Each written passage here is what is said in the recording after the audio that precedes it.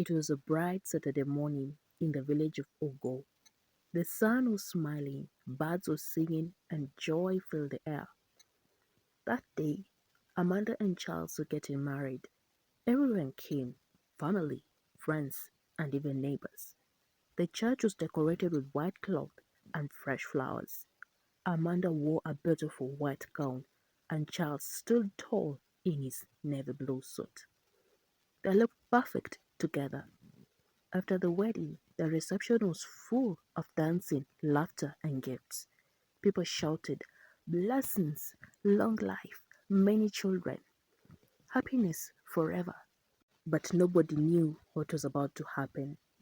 That evening, just hours after they got home, something strange happened. Amanda, who had been smiling moments ago, suddenly began to laugh loudly and wild. At first, Charles thought she was joking, but then she started pulling her hair, shouting strange things and rolling on the ground. Charles' heart dropped. He called her name, "Amanda, Amanda, what is wrong?" But she didn't hear him. She screamed, "Fire, fire, leave me alone." Her eyes were wide and empty. Neighbors rushed in. Some said it was a spiritual attack. Others whispered, maybe somebody is jealous of their love. Whatever it was, Amara was no longer herself. She had run mad. Charles was devastated. His bride, his love, had become a shadow before his very own eyes. Some people told him to leave her. "You're still young, Charles," they said. "You can marry again. This one is gone." But Charles refused. He loved Amanda. He remembered the days they walked by the river, laughed under the mango tree, and prayed together for their future. He couldn't just walk away. He turned their home into a peaceful and safe place for her. Since he had to go to work, he hired two kind women to take care of her during the day.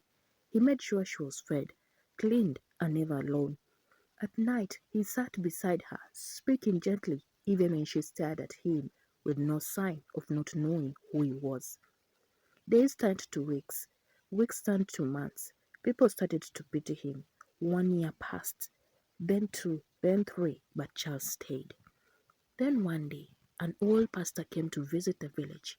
He was not known by many, but his news spread quickly, and people said God used him to heal and deliver people from deep spiritual troubles.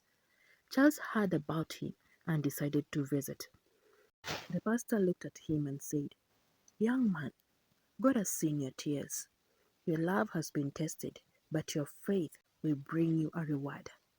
The pastor agreed to visit Amanda, and when he entered the house, Amanda was sitting on the floor, rocking back and forth and humming. He prayed quietly for a moment, then suddenly lifted his voice. "Spirit of madness, leave her now in the name of Jesus." Amanda screamed. She rolled on the ground shaking. The pastor continued praying. "Every hidden covenant working against her marriage be broken." It was a battle, and after hours of praying, Amanda suddenly went still. Her eyes blinked, then looked around, calm and confused and clear. She whispered, "Charles."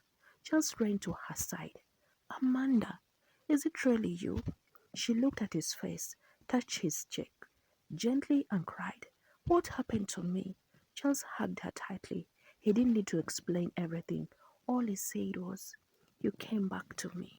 As days went by, the full story came to light. Years ago, a jealous woman who had loved Charles visited a witch. She cursed Amanda to run mad on her wedding night, so she would never enjoy her marriage. That dark plan worked until love, patience, and prayer broke the spell. Amanda could not believe how long Charles had waited. "You could have left," she said. "Love is patient. It doesn't run in times of crisis," he answered. Their story became known across the village. People called Charles the husband who stayed, and Amanda, now healed and strong, became a woman of prayer. Together they built a small fellowship for couples, teaching them about the power of faith. And so Charles lived up to his vows to love in sickness and in health. The end. If you've enjoyed this story this far, please do not leave without giving it a like, subscribe, and share. Please consider leaving a comment in the comment section telling me whether you enjoyed the story and telling me whatever city or country you're watching me from for me to give you a shout out on the next episode of One Details by Julian.